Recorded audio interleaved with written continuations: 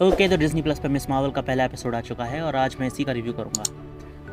तो सबसे पहली बात, तो ये स्टोरी है एक ऐसे टीनेजर के बारे में जो कि नर्डी है, जो कि स्कूल में ज़्यादा फेमस नहीं है और जिसको एक इंसिडेंट के चलते कुछ पावर्स मिल जाती हैं और अब वो अपने रोड पर निकल चुका है एक सुपर हीरो बनने की। तो अगर ये सेक्शन तुम्हें सुना लग रहा है तो ये सेम टू सेम स्टोरी है स्पाइडरमैन की, जो कि मुझे नहीं लगता कि बिल्कुल भी अच्छा टर्न है मिस मार्वल की स्टोरी लिखने का। हालांकि कॉमिक्सों में भी इसकी स्टोरी लगभग सेम ही चली थी, लेकिन कॉमिक्सों के हिसाब से तुम चल ही कहाँ रहे हो। तुमने उसकी पावर्स भी ग्रीन लैंटर्न जैसी बना दी, बस अंतर इतना है कि ग्रीन लैंटर्न की पावर उसकी रिंग से आती हैं और वो ग्रीन कलर की हैं।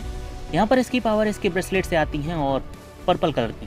तो क्रिएटिविटी तो इसी पॉइंट पे झंड हो जाती है। दूसरी बात कि ये कैरेक्टर स्पाइडरमैन की स्टोरी से रिसेंबल करती है, मतलब इसका जो ओरिजिन है वो लगभग वैसे ही चल रहा है। तो अगर आगे जाके ये अपने किसी फैमिली मेम्बर को खो देती है या फिर कुछ इसके साथ खतरनाक इंसिडेंट हो जाता है तो मैं ज़्यादा ताज्जुब में रहूँगा नहीं, क्योंकि पहले स्टोरी उसकी बेस पर चल रही है।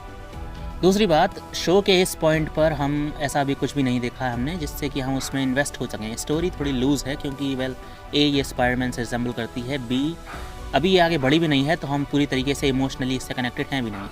तो एमसीयू के स्पाइडरमैन को तुम देखो तो तुम्हें पता चलेगा कि कुछ लोगों को ये शुरुआत में पसंद नहीं आया था क्योंकि इसकी ज़िंदगी में एक एलिमेंट मिसिंग था, वो था ट्रेजेडी का। तो जब इसकी आंट में मरी तब लोगों ने कहा कि हाँ, अब ये फुल फ्लैश परफेक्ट स्पाइडरमैन है क्योंकि इसकी ज़िंदगी में वो ट्रेजेडी वाला पहलू आ चुका है। तो अगर मिस मार्वल के साथ आगे जाके ऐसा कुछ होता है तो मैं ताज्जुब में रहूँगा नहीं, क्योंकि अभी तक इसकी स्टोरी उसी बेस पर चल रही है। तो हो सकता है आगे जाके भी स्पाइडरमैन से ये चीज़ बोरो कर लें। दूसरा ये चेंज इन्होंने किया है क्रिएटिव पर्पसेस की वजह से पावर्स में, वो मुझे नहीं लगता कि बिल्कुल भी अच्छा है। हाँ, मैं जानता हूँ कि उसकी पावर्स को उसके पास से जोड़ना एक अच्छा डिसीजन हो सकता है, लेकिन अगर तुम कॉमिक्सों के हिसाब से चलते तो ये और ज़्यादा बेहतर होता, क्योंकि पहले इसकी पावर ग्रीन लैंटर्न की जैसी लग रही है।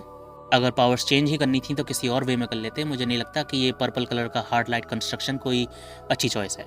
तो हाँ, मिस मार्वल का जो ये पहला एपिसोड है इसने मुझे करंटली अधर में लटका रखा है, क्योंकि ये पूरी तरीके से सही भी नहीं है और पूरी तरीके से बुरा भी नहीं है, क्योंकि उसकी एक फ़न साइड है उसकी फैमिली के साथ जो हम देख चुके हैं और जो कुछ हद तक अच्छी है। लेकिन फिर इसकी स्टोरी का स्पाइडरमैन से रिसेंबलेंस करना और इसके पावर्स का ग्रीन लैंटर्न से रिसेंबल करना, ये बिल्कुल भी अच्छी बात नहीं है। एक स्टोरी में जो हमें चीज़ पसंद है वो है ए कैरेक्टर के साथ इमोशनली कनेक्ट होना, बी अनएक्सपेक्टेड थिंग्स होना। जैसे कि लोकी में तुमने देखा तो तुम्हें किसको पता था कि आगे जाके हमें एक एलिगेटर लोकी देखने को मिलेगा। तो वो जो इंसिडेंट था, वो जो फीलिंग होती है कुछ ऐसा होने की जो हमने सोचा ना हो और अचानक से हो जाए, वो ज़्यादा बेहतर होती है। लेकिन मुझे नहीं लगता कि मिस मार्वल में ऐसा आगे कुछ भी होने वाला है। हाँ, ऑब्वियसली इसकी पावर इसके पास से कनेक्टेड है तो वो मिस्ट्री तो खुली जाएगी, लेकिन अगर मैं इस बात की बात करूं कि क्या ये थ्रिलिंग है या फिर क्या ये अनएक्सपेक्टेड ऐसा कुछ था जो हमने किसी और में नहीं देखा, तो नहीं, मिस मार्वल इस रेल्म में टोटली फेल हो जाता है शो।